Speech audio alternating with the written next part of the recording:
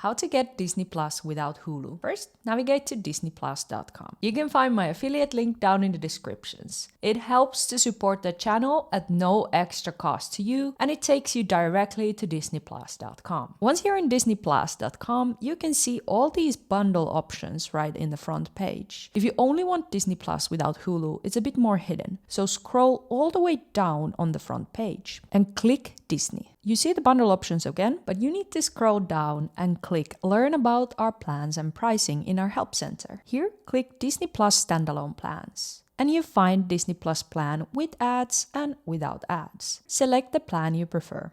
Next, you'll be creating your Disney Plus account. So enter your email, password, and birth date. Here you can see your plan and you'll add your payment details. You can pay with credit card or PayPal. Once you're ready, click agree and subscribe. Now you can log in with your Disney Plus account and start watching. I hope you found this video helpful. The best way to support my work is to use my affiliate link in the description. I really appreciate if you do that. Thank you, and I'll see you in the next video.